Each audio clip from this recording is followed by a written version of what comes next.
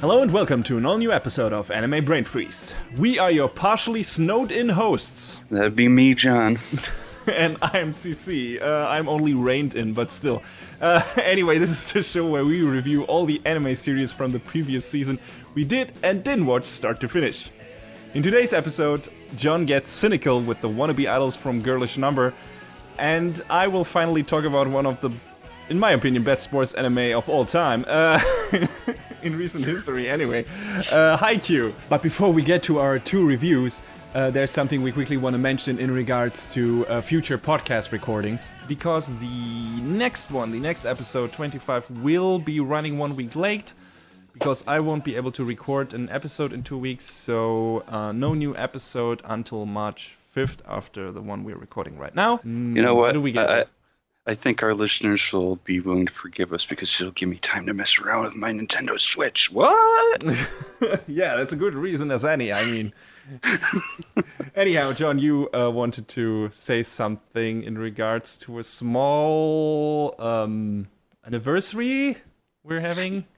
Yeah, we forgot to talk about it last time, but we've been doing this for a year now. Can you believe that? Yeah, it's crazy. Crazy. 1 year. Yeah, we started with fall season 2015 in January last year. So yeah, cool. Thanks to everyone who has been joining us so far. I'm happy to say that we have been steadily increasing at a very small pace our circle of listeners. Watch out, Jeff Thu. We're coming for you and your Weavecast. You wish. I wish. Anyway. No, but yeah, there have been weird big spikes on certain episodes. Well, mostly our sneak peek episodes, that's understandable, but even in between, some weird spikes, I guess, when we get one new listener who then, for some reason, listens to all of the available episodes. But yeah, that's that. Very happy that we at least get a small number of people following us regularly. That makes me very happy. I guess for John, that's the same. And I hope we will be able to entertain you for many more episodes to come. We've been enjoying what we've been doing so far, and even though, we've changed around the format of the show here and there a bit, I know we've started out with talking about, shows we watched only like a few episodes of. We haven't been doing that in a while now because we got our hands full with the shows we actually finished. I guess that also comes down to us finishing more shows than before. Maybe, at least that's the case for me. But yeah, aside from that, trying some. Yeah. I have my own backlogged shows that maybe I'll watch someday. Maybe. Yeah, and there are those shows we stop watching after one episode, and I think those don't merit talking about it beyond the sneak peek. Not at length anyway. Yeah. Yeah, usually we mention our issues with the show already in that segment, and if it doesn't go far beyond that episode-wise, I think there's no reason to do a trash stash on that. So for now, we're gonna keep the trash stash for shows that we finished that are actual trash. Or not, we see about that in I think 2 episodes, because yeah, that's a difficult beast, that show that's coming there, because I don't really think it deserves the trash stash, but for all intents and purposes it kind of belongs there. Anyway, that's enough of a teaser. I think we've both had shows over the past few episodes where we're like, we don't feel like it belongs in the trash stash, but maybe it does. Yeah. There are shows that are tough calls. Yeah, that's true. Anyway, yeah, we have had fun doing this so far, and maybe, the show might still change here and there in certain parts. I don't know.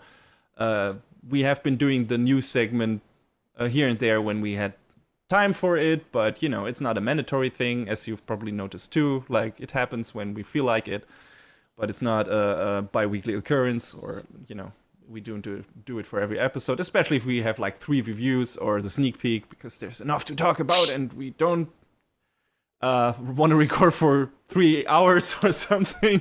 Not unless we want to become the super best friend cast. Oh yeah, I think the Weekcast is going 3 hours too, and a lot of other podcasts are listening to. I mean, that's cool, but usually those people are, there are more than 2 people talking for that amount of time, and about more than probably 1 or 2 or 3 shows. So anyway, yeah, that's it for our own news, basically. Tooting our own horn. Yeah, exactly. And thanks again for listening so far and watching on YouTube and whatever.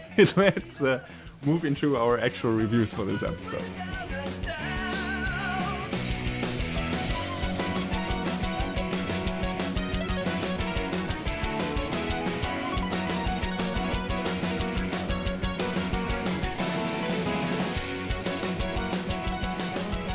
So, first up on the docket today, I'm going to talk a little bit about Girlish Number. It's a show all about this girl, Chitose Karasuma, just your everyday college student, but she decides she wants, a not-so-everyday life. And she barges into a voice acting facility and says, hey, I'm going to be the next big star. It's going to be me. But, and she is sorely lacking in talent as well as tact. It still somehow ends up landing a job with the agency Number One Produce, where her brother Gojo, a former voice actor himself, is a manager. Chitose kind of has a larger-than-life image of herself, a legend in her own mind, but she, continues to land only minor roles. She seems to think that her talent and presence are on par with two of her seniors, Momoka and Kazuha. And the two of them, they act incredibly catty toward each other because, they just never see eye to eye. It kind of starts off the show as a very cynical, jaded look, I guess you could say, at the world of Japanese voice acting, or maybe voice acting in general, Chitose kind of gets a big head when her producer, Kuzu, who has a notorious rep for being, not very good at his work. Great. Which is kind of funny because Kuzu also means trash. Kuzu P lands Chitose the lead role in an adaptation of a popular light novel. Oh. The best kind. Which is funny because Chitose even acknowledges in the show, why a light novel? Ugh. Yeah. It's weird. It's weird that that the series would acknowledge that the light novel adaptations are generally not that high of quality. I find it funny because one of the original creators of the show, Wataru Watari, he wrote a light novel himself, My Teen Rom-Com Snafu. Mm-hmm. So I wonder if he just was that a popular one? I mean, did that get an anime adaptation even? It got 2 seasons. Oh, okay. And was that popular or? I'm not certain how popular it was. I mean, it was popular enough to get 2 seasons, but as far as light novel adaptations go, that one in particular, I feel like was one of the better written ones that I had seen in a long while. So, it's weird that he would, or maybe that's the exact reason why Girlish Number is so self-aware in that regard, because because of how oversaturated the market is with light novels. Yeah, and maybe because the writer has advanced, or evolved since then, and sees the flaws in his previous works. Yeah, so there you go. Maybe that's the reason, and I appreciate that. I think that's to have a more candid attitude towards the failings of a certain media, and the adaptations of it are pretty cool. And I don't know how common it is to to criticize those other forms of media when talking about the anime industry in an anime series itself. I don't know if Shirobako actually did it. That seemed like a more mild-mannered show in that regard. Yeah, it was. Shirobako was more of the ups and downs of doing the job. But it has had a much more positive attitude. At least that's what I got out of like the first 6 episodes or something I watched. Yeah, I mean, what was the main character in Shirobako? I believe her name is Aoi. You kind of see her getting run down a bit because, anime production is crazy, as many people know. So it puts the good before the bad, but it does have some of the bad in there just to show that the business ain't all sunshine and roses. But yes, Chitose turns up her nose at this role at first because it's a light novel. But she does end up taking the job, and it's there that her lack of talent is like really kind of bubbles to the surface because she's just reading the words off the page basically. Oh boy.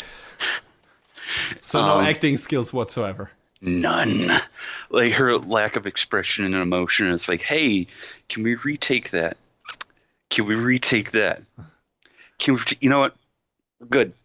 So I don't know. Does the series elaborate on why she was then even interested to, get into acting? I mean, was she just interested in the fame, or was it okay?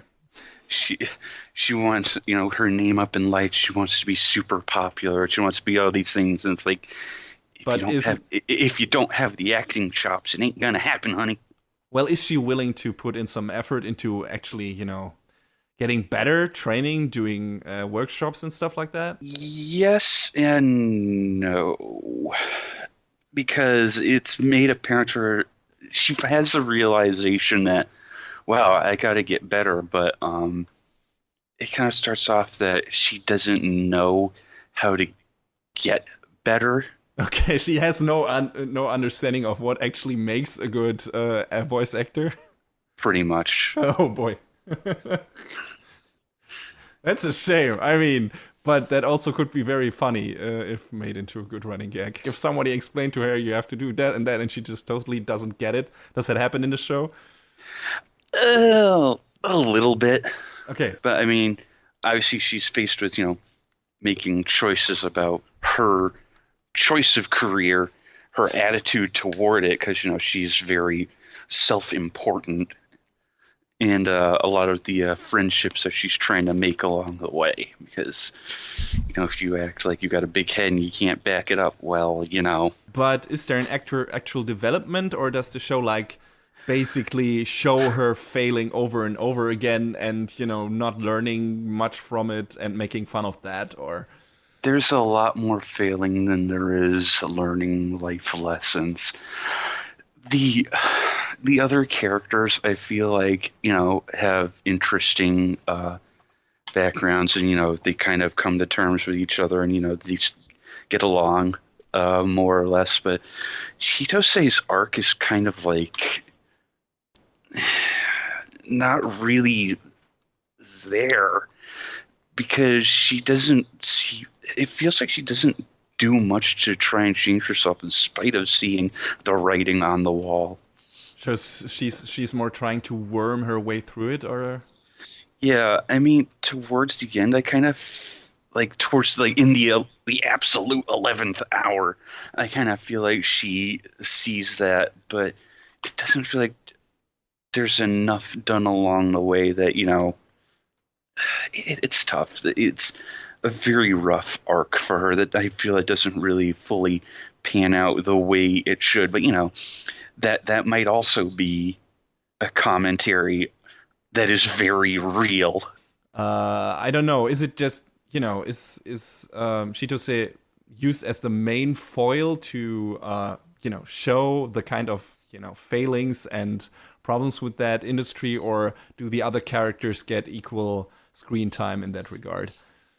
And show that, okay, here is this kind of asshole-ish character that is showing you what is going wrong, in that industry. Well, I mean, like I said, two of the other characters, Momoka and Kazuha, they are very much at odds with one another. They have their own backstories that they do get into, and they're actually pretty interesting. Mm-hmm. And like I said, they kind of end up gaining an understanding of each other. But yeah, Chitose is like, they paint her as the main character because she wants to be a star, baby. Yeah, well, she's supposed to be, I guess, the mirror for actual people, who want to get into that business for Mm, maybe the wrong reasons, and to yeah. show that it's not all lollipops and rainbows, and if you go in with the wrong attitude, that's what might happen to you. She does kind of gain something of a small following. And, she's so proud that, this character album that they recorded and sold, like, I think it was sold like, we sold 10,000 copies. And it's like, I mean, if that's your idea of doing well, all right, okay. Well, baby steps, I guess. I mean, if she did, I guess it goes to her head. Very quickly. Okay. Very quick. Actually, I shouldn't say very quickly. I should say instantly. Okay. All right. and I assume there's payback for that waiting around at the next corner when she fails at her next task or something. Mm. All right. But yeah, like, what is the course of the series? Like, do we just get a lot of small venues where she's working on a project, or is it just this one big arc of her trying to step into a role in this light novel adaptation, and that's just that, and trying to become friends with her core actresses? Or Well, it starts off with that, and then they have like you said, venues where they go out and they have these big public shows where they talk about whatever, and they sing and whatnot. And then, shockingly, and here's the thing about the show that they're doing the voice acting for: the production on it is terrible. Like, not just the voice acting, but on the animation side in the studio too. Like, it looks like shit. And they make a point to say, Kuzu says, what does it matter if the show looks like crap, so long as we have a beautiful PV? And it's like, that's not how it works. Oh, it feels so accurate. Is Oh it a Studio Dean show? I should have written down the name of the studio because I don't remember now, but it was like, it obviously, in the universe of the show, they purposely made it look bad to increase the effect. Yes, because of course. the show itself, which is animated by Dio Media, the animation of the show itself looks really good. So, but yeah, this show that's something like Millennium Princess something or another. It light novel names, man. Mm-hmm. It looks bad. It's not very well produced, and then somehow it gets a second season. Well, probably because the merchandise sold so well or something. I mean, yeah, that's how a lot of anime makes its money, or at least the IP, I assume. And then when the cast is called back in to start recording for the second season, the focus of the main character has shifted to someone else. Oh, damn. So Chitose no longer has, has a lead role, but not the lead role. And it's some other up and coming new voice actress. So it's like, you're already old news. You realize you fucked up. Yeah. And then is she beefing with that new person, or not openly, but it's very apparent that she's like, "Who do you think you are?" sort of thing. Yeah. Okay. So how did you like the humor in the show in general? Did it make you like? Did it give you a few laugh out loud moments, or was it like? Was it sometimes too much for you in a cynical way, so that you had to cringe a lot, or? I mean, there were moments where I was like, "This feels a little too real," which means it had the intended effect. Yeah, I guess so. Yeah, sure. But there were some funny moments in there. I mean, I don't know if it's funny so much that, haha, look at her, she failed what she was trying to do in her her chosen vocation, but there were some chuckle-worthy moments. I don't know about just like, oh, I'm gonna burst out laughing, but there are moments to laugh at. Mm-hmm. Pacing in the show is good too. Like, is there enough happening in each episode, or do they dwell on certain jokes too long, or? I felt like the pacing, they kept it going pretty briskly. Because I mean, Chitose, ends up working at the same production company where her brother is. Mm-hmm. And at one point, in obviously every corner, her brother Gojo's saying, hey, you got to get better at this somehow. And then when he is handed off to the new girl, and Chitose ends up with some other producer who's like this crazy, hyper, just energetic guy. Is like, you have to put more into it. He's very loud, very energetic, like to the point where it's like, all right, dude, shut Chill. up, take it easy. Yeah, sure. It's kind of at that point where she's not with her brother who has experience in the industry, where she does feel a little bit lost. Okay. And I felt like that was kind of a neat turn for the character, where she's got this stranger, she has no idea what his deal is, and she's got to get it together. Okay. So there's a small moment of crisis that helps her, I don't know, a bit of sense of self-awareness, I guess. Yeah. But it sounds like the show isn't like populated just with complete assholes all through. At least the brother seems to be a decent guy and everything. And yeah, the brother and the other co-stars who work with Chitose, or the names, I believe, Nanami and Yae, they are actual good-natured characters who we want to come in, we want to work, yeah, let's all get along, sort of thing. But they obviously see that Chitose is having her trouble. Okay. But so, it's not like they're turning a blind eye.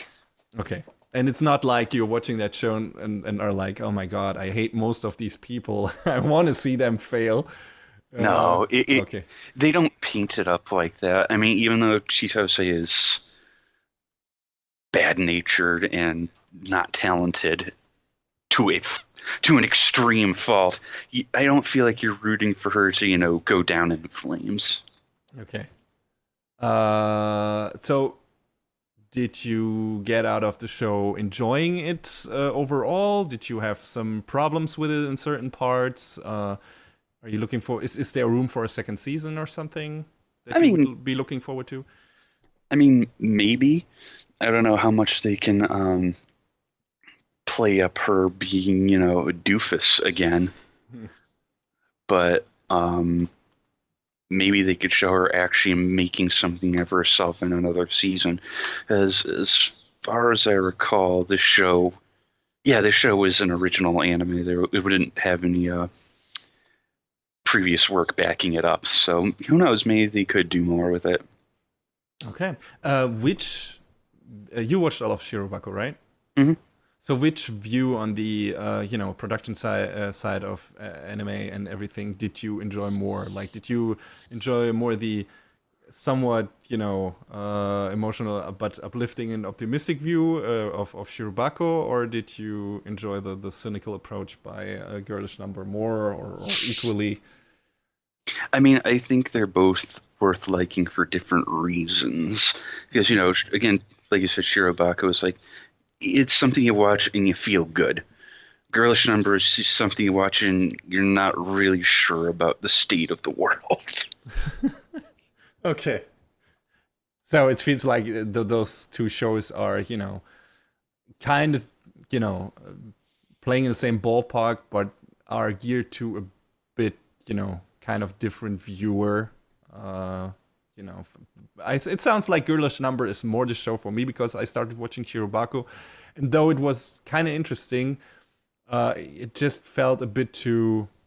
I don't want to say flaccid. That sounds too negative or shallow or anything. That wasn't it. It just felt like maybe a bit too unrealistic in certain parts, too hopeful. It's like it can't go. I don't know.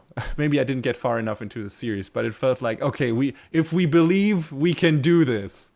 And I feel like, and we're all good people who want this to succeed, even though we maybe we can't. And Girlish Number felt much more like, okay, there's some some general stupid and assholeish people in this industry who don't know what they're doing, and that was like, okay, that kind of feels more realistic, even though it's more cynical, and maybe Girlish Number is more the show for me then. I don't know. I only watched the first episode, but I'm willing to take another look at it. I don't know. If it stays like that till the end, and it sounds like it does, that might be more interesting to me. But yeah, anyway, who would you recommend the show for? Just, in general. It's tough to say, if you like Shirobako, just because, this has it's a different side of the coin with, in terms of writing and the character interactions and attitudes. But just because of the theme itself, you would maybe say, if you like Shirobako, check this out, just because it's just showing a different side of what Shirobako showed you before? Yeah, pretty much. Okay. And is it also an interesting detailed look into the anime production that some people might find interesting? Like, is the production process as detailedly described as it was in Shirobako? Because they took a lot of pains in showing you the different phases of the anime production. I don't know if Girlish Number does that, or if it just focuses on the voice acting part and on the failings of its main characters in that department. I mean, the interesting parts are when they show them in the booth, and they're not just reading the script; they show them watching the different cuts so that they have it all lined up and in time with how it's supposed to be. So that was interesting, I thought, but I think Shirobako might have done a slight little bit of that too, not as much though. So. But overall, you would say that it's an enjoyable show that you would recommend if someone is interested in that kind of story or setting. Yes, I mean it's a sort of different angle on anime production. Because again, they sort of talk about the animation side and show the voice acting side, whereas Shirobako does the opposite sort of thing. So I feel like, it's a change of perspective that tells, a different story. Okay.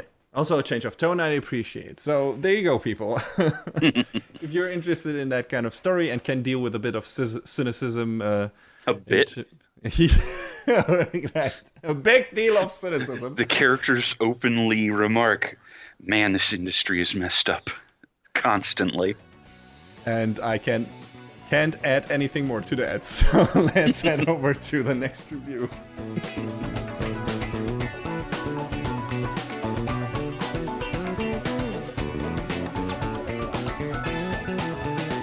Toyo Hinata loves volleyball.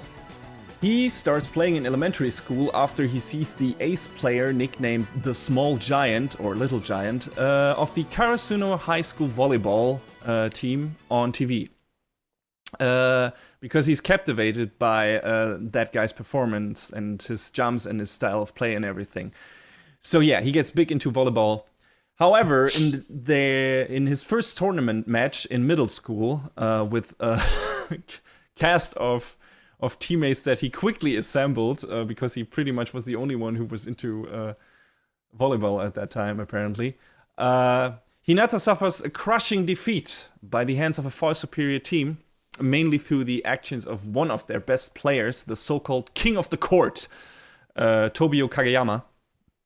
And Hinata swears to surpass Kageyama and to challenge and beat him the next time they face each other on the volleyball court. To his big surprise and dismay, though, on the very first day of his life as an actual member of the team that inspired him to play volleyball in the first place, Karasuno, one of his new teammates turns out to be, who else? His biggest rival, Kageyama. Mm-hmm. And thus begins their difficult journey to become friends, a working team, and the wings that will help the struggling Karasuno volleyball club to take flight again. So yeah, that's the story setup for Haikyuu, which apparently means volleyball. I didn't know that, but apparently it does. It's the Japanese word for volleyball, made up of from the kanji of hai, which means push, and kyu, which means ball. It's based on a manga by Haruichi Furudate, which started in 2012 and is still running. And it's the only thing he has done so far, I think. Yeah, this anime series is produced by one of my favorite studios, Production IG. We've mentioned them before. Mm-hmm. I don't know exactly in which review, which show they'd done we've reviewed in the past, but there was at least one. Yeah, but just to name again a few big things they worked on, they pretty much worked off all of Ghost in the Shell. Another one is another sports anime they worked on is Kuroko's Basketball, also one of my another favorite series of mine from recent years. They helped out Studio Wit with Attack on Titan because Studio Wit itself is made up of ex-Production IG members, if I'm not mistaken. And they also did the anime openings for the Tales games before ufotable took over that job. So they've been doing a lot of stuff, a lot of different stuff, good stuff, and are veterans in anime production. The show is directed by Susumu Mitsunaka, who seems to be an all-rounder and has worked on key animators as a key animator, storyboard artist, and even scriptwriter. Haikyuu being one of those shows where he did all that, I think, for quite a few shows. I don't want to name all of them now because that would be a lot. Be a very long list. Yeah, but Haikyuu seems to be his first long-time director gig. So yeah, and boy, good job, man. I want to give a very special mention, very important mention to the music by two people. Asami Tachibana, who's done helped out on Seraph of the End, Gundam Build Fighters, and the other guy being Yuki Hayashi. Yeah. Also worked on Gundam Build Fighters, Death Parade, and My Hero Academia. At least for the last two, I can say exceptionally good soundtracks. And I think you are in love with the soundtrack for Gundam Build Fighters, a show I haven't watched. So yeah, he also did the music for Classroom Crisis, which is another great show. So yeah, there you go. One of My Hero Academia, just in terms of how it works in conjunction with what is actually shown on screen. One of my favorite anime soundtracks. It's uplifting. It's full of power and energy, and manages to elevate every dramatic scene to extreme heights, and especially the comeback moments of the heroes, when clenching the fists and going forward and actually going against their opponent, rising up. Hayashi does such a great job at delivering the right kind of music for those scenes, and Haikyuu is probably an even better example for that than My Hero Academia. I don't know which is the better one of his soundtracks in that regard. It's got to be one of those two. But Haikyuu's music is fucking fantastic. It's amazing. I love it. The soundtrack always has the right kind of tune for the right moment. It can be funny. It can be uplifting. It can be amid an atmosphere of despair. It's fantastic. So yeah, one of my favorite anime soundtracks. Period. Definitely. And I'm looking forward to more music from that guy. Anyway, of course I got into Haikyuu because I love sports anime. I've watched a lot of sports anime over the years, for different kind of sports that I don't follow in real life. Of course, I watch a lot of soccer anime because soccer is big over here in Germany, but I've also watched basketball stuff, volleyball stuff. Not that many volleyball shows, volleyball anime before. I think my only other one was Attack Number 1. Which is an old-ass series from the 70s about a girl volleyball team, which I enjoy when it ran on TV over here as Mila Superstar when I was a kid. And yeah, I watched, I don't know if the entire show ran over here, but I think I watched all that aired on TV. Yeah, the only sports anime that I watched at length, I don't think I watched it all the way through, but any amount of, I should say. Yeah, it was Eye Shield 21, so. Yeah, I haven't watched that. I haven't watched a show yet that got into American football. Maybe I should check out Eye Shield 21. I know does take its liberties with the rules of the sport and everything. Yeah, just a bit. But so do all sports anime, just in general. That was, like I said, Attack Number One, the only other volleyball anime I watched. But I don't restrict myself to genre when it comes to sports anime, because I just, in general, since they're all pretty much structured in the same way, it's usually about this one kid that is, getting into the sport for different reasons.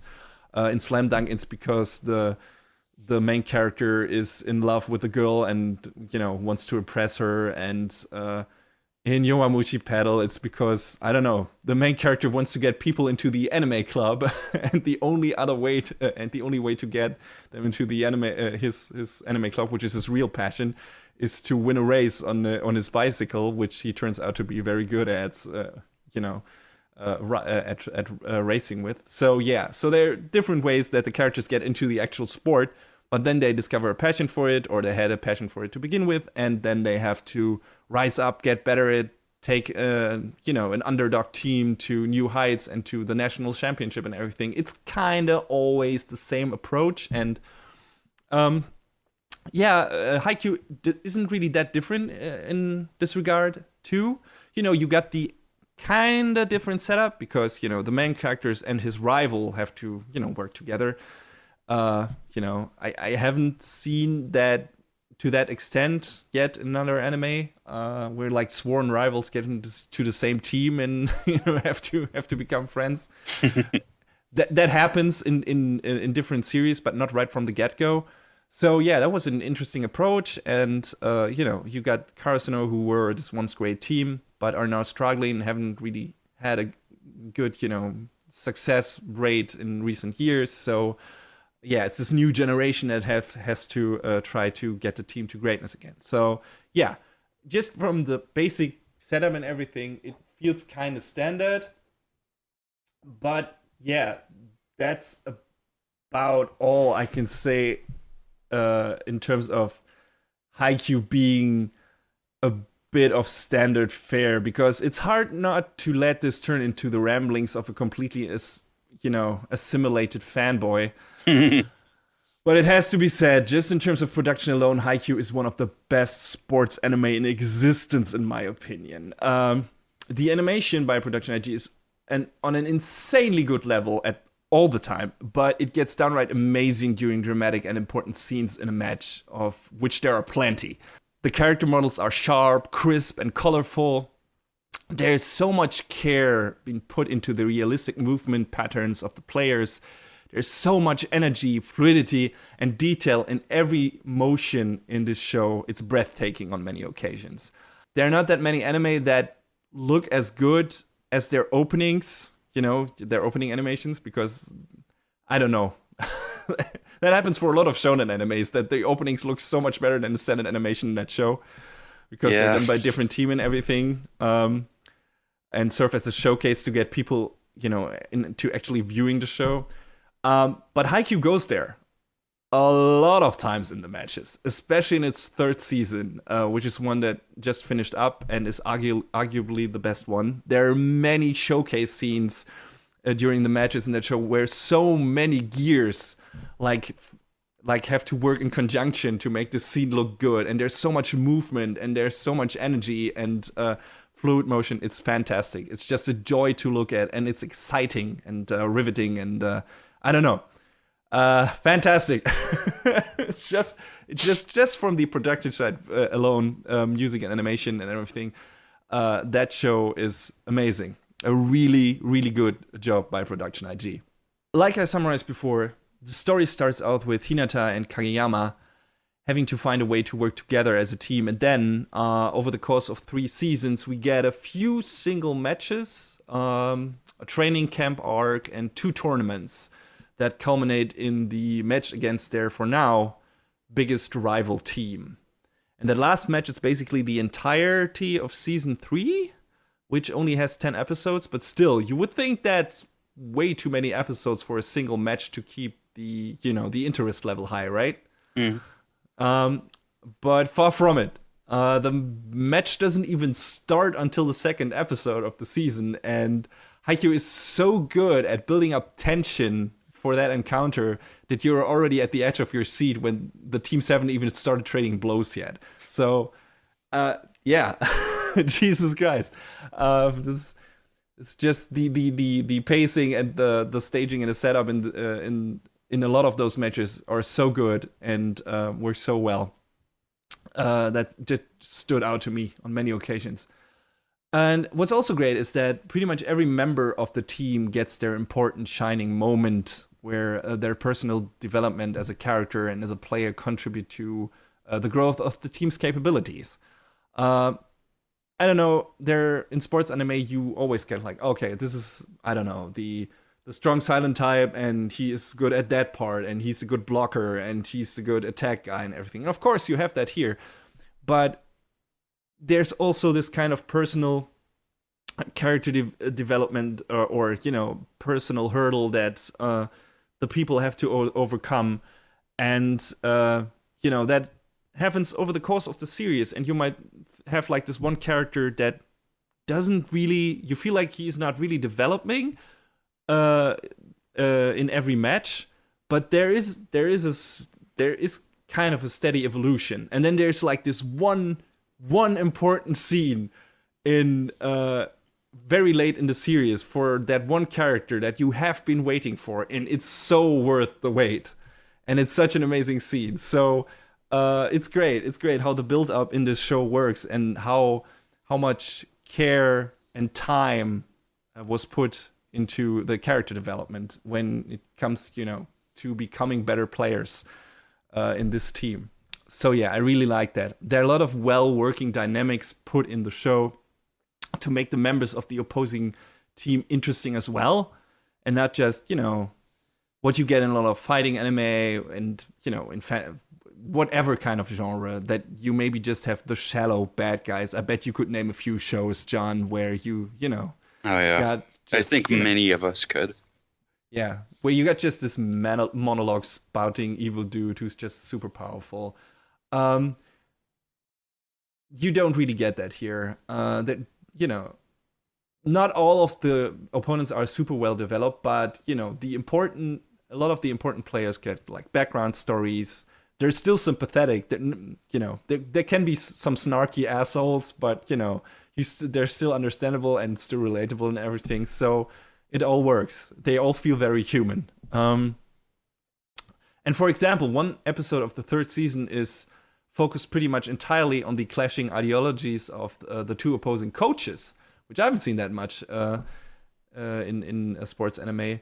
Just in terms of playing the game and what makes a good team and what their philosophy of, you know, the sport is, of what is their idea how volleyball should work and everything. So I found that to be very interesting, and how that was set up, and how you get to learn more about their background and how they came into that way of thinking and everything was really well done in my opinion. You get like their background stories, you get a bit of flashbacks to their youth and how they played the sport and everything. So that was pretty cool. I like that. It's all just in terms of character building and story and everything. Haikyuu feels really, for the most part, really organic and well paced. Like I said, it also helps that pretty much all the main characters are super sympathetic. Like you're looking forward to spending 25 minutes of your time with them each episode. Like I think there wasn't a single character in the main roster that I was iffy on. There's one that's like maybe hard to love in the beginning because he's more like this silent, please don't bother me type. But yeah, still his exchange with his teammates is funny. So so it's like, yeah, okay, it's cool having him around just for the comments he dishes out and everything. So yeah, the comedic timing is in the show is also surprisingly great. Haikyuu had some genuine laugh out loud moments for me, which I didn't see coming at all. Like, yeah, just great comedic writing in certain parts. Doesn't feel forced or anything. I appreciated that too. One small weird and one small negative bit I want to bring up here at the end, which are super nitpicky, but I still want to mention them so this doesn't become a giant exercise in Haikyuu dick riding. So they made this weird decision, and I don't know if that was already in the manga. Whenever a character is standing in front of the volleyball net, and in a real life scenario it would cover his face, in the anime they erase that part of the net where his face is, so you can see it. So it looks like there's a hole in the volleyball net. Which, I guess that's an interesting stylistic choice, just to, put emphasis on, looking at this character through the net sort of thing, so you get a better look at them. Yeah, and their reaction and everything. It makes sense, but it put me off in the beginning because it looks super weird. I got used to it pretty quickly, and it makes sense in a way. Like you said, why design all those, these characters to not show them half of the time, especially since they're pretty boys, and, for the female anime fans who might fawn over them and everything, and maybe buy the merchandise and stuff like that. So it doesn't make much sense to, don't show their faces for half of the game if you want to show them from the other side of the court and everything. So yeah, that was just weird because I hadn't seen that before in another show.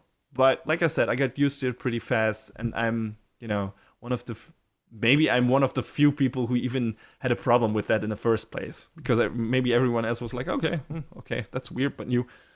Anyway, but yeah, the other thing was a bit more, well, might again not be a problem for other people, but took away from the show for me in certain parts. And that the show is trying to go the more realistic route, just in terms of the game itself, than other sports anime. Like we said, a lot of sports anime take a lot of liberties with the sports they're depicting, and have the characters dish out actual super moves left and right, like you would were watching a fighting anime. Hajime no Ippo does that because it's a boxing anime, and everyone has like their special super attack move that is based on an actual technique in real life, but is like pushed to ridiculous heights in terms of how it looks and everything, and what it actually accomplishes. Like, it's this one killing move of that certain character, basically. Kuroko's Basketball goes all out on that shit, which I loved.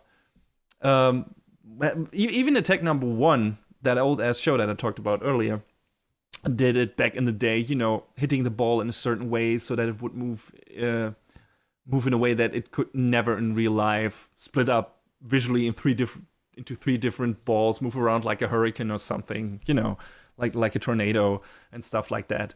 That shit that would not happen in real life. But yeah, or let the characters do some kind of weird sensory trick where they confuse the opponent or something with their movement, shit like that. That happens a lot in sports anime, and I just like that because, if I want to watch real sports, I watch real sports, and I watch sports anime in parts, not only for the character development and the actual story, but also for the ridiculous shit. And even though Haikyuu has a lot of over-the-top gameplays and staging and emotion, it doesn't really go for the super move thing. And what weighed even a lot heavier for me in that regard was that they are pacing the scoring in a match in a more realistic way, too. In a lot of sports anime, you get, just in terms of story, you get teams being totally dominated by a superior player, to create drama and everything. And then they recover and start to gain again on their opponent. And I like the drama and the momentum of that. Again, the underdog story. Pushed down by a stronger team, then finding their heart and everything, the hearts of the card. And rising up and beating their opponent, with superior villain and everything. But even though Haikyuu often shows you scenes where characters totally annihilate the other players on the court, when you look at the scoreboard the next time, and they're only like 1 or 2 points apart, and you're like, wait, huh? When did the other team score? They were getting killed out there. What happened? What didn't I see here? So yeah, that was kind of ridiculous. So either you get that, or it's a constant back and forth of one player coming out super strong, everyone being shocked, but then Karasuno, for example, is immediately retaliating with one of their strong plays. So you never get like this weird, this giant gap of power, of performance, and everything that has to be overcome, and this giant hurdle that has to be overcome. That might be closer to an actual game, because that real sports don't work like they do in anime. They're probably the scoring is closer, at least in that sport and in basketball, I think too. But and Kuroko did that stuff too. But in my opinion, it takes kind of away the despair of the main characters being totally outgunned in certain parts of the show, and then getting the payoff after finding their inner strength and rising up to the challenge. And since I like that a lot, just those moments in sports anime, it didn't always feel, I don't know, convincing in certain parts in this show. I think this is the most noticeable in its third season, because there's one member of the opposing team who is established as this super powerful genius player, like this dominating force just in terms of body height, in terms of power and everything, and technique. And they sure show him kicking major ass, but then again, that's not reflected in the score or the general situation of the match, because they're only like, again, 1 or 2 points apart. And so there was always a bit of a disconnect there for me. And maybe again, other people didn't notice this, and it was like, okay, this way it's more exciting because they're closer to each other, and there's always the chance that Karasuno might turn the game around with the next play. Maybe for some people that was more exciting, but every time they had to like, oh god, he's so powerful, what am I gonna do? It was like, yeah, but you're only 1 point behind. That's, I mean, No, don't worry. Just play like you do. Maybe they'll make a mistake and then you win.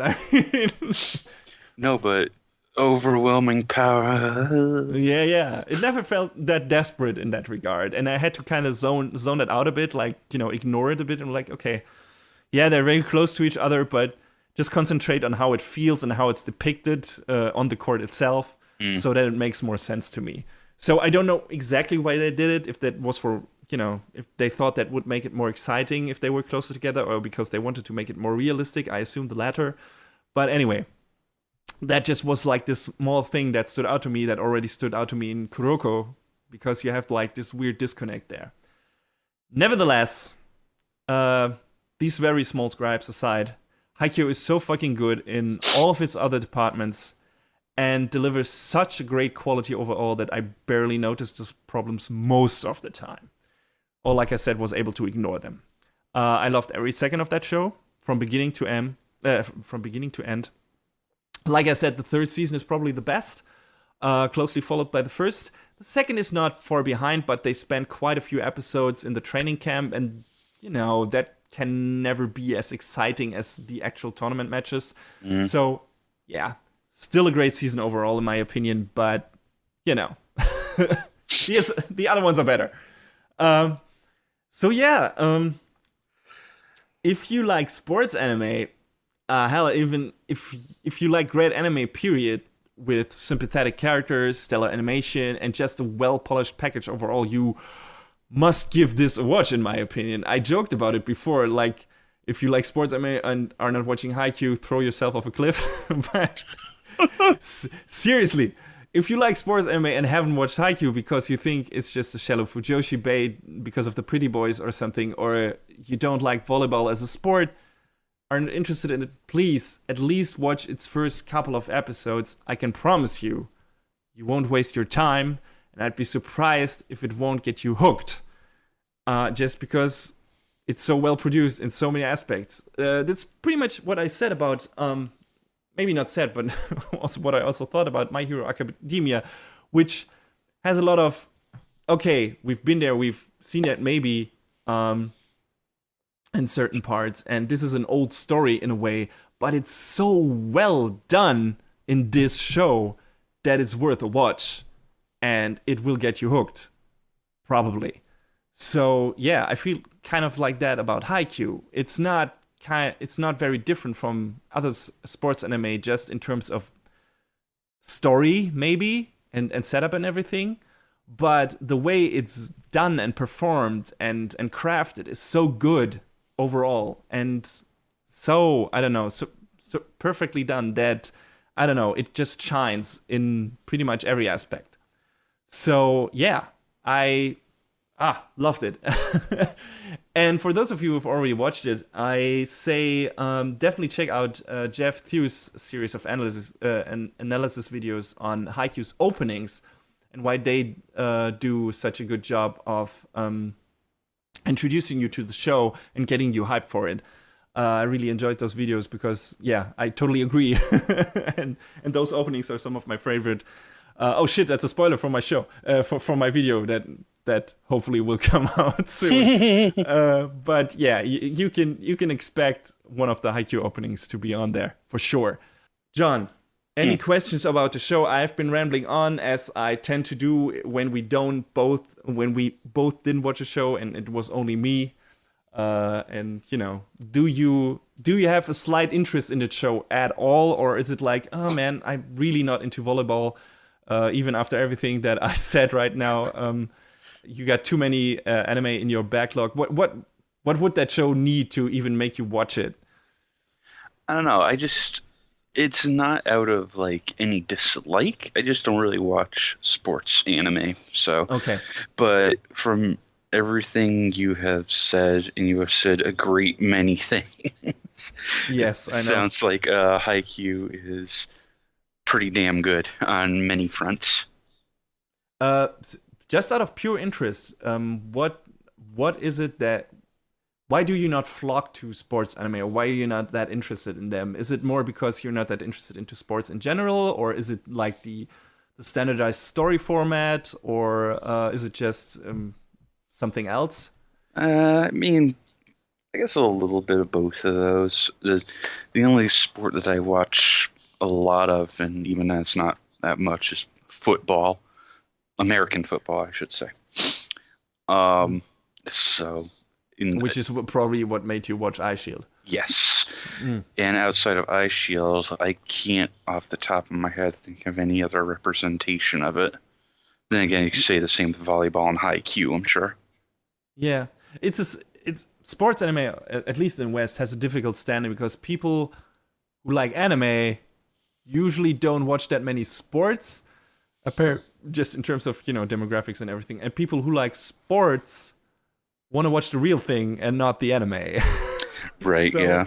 So that's why sports anime in the past have not been that successful in the West.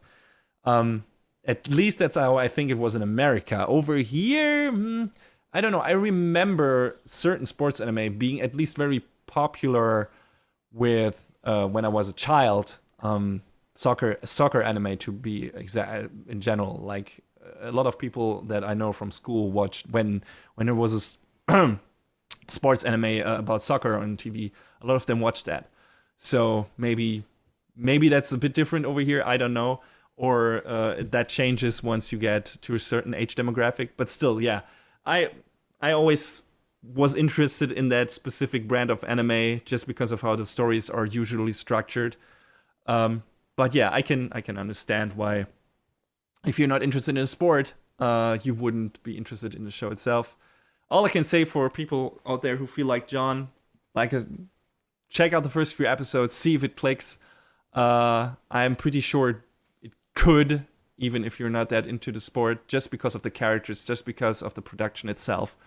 But can't happen if it doesn't. All I can do here is monologue about it at length and tell you all its positives, and which there are many of in my opinion.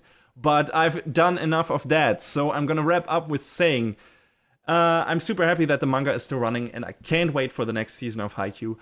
I can't imagine we will be getting anything better than we already got, but something on the same level of quality would already be more than enough for me. Definitely one of my favorite series in recent years, and maybe it will become one of yours as well if you give it a chance. Go check it out right now.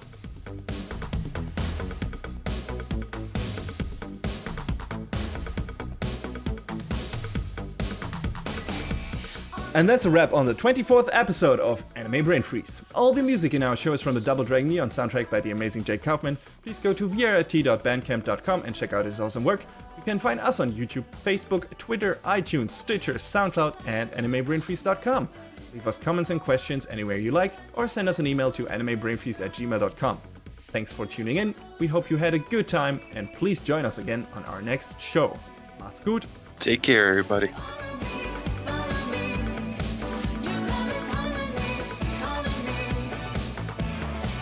Next time on Anime Brain Freeze. Ice figure skating and a heartwarming romance turn into a breakout hit.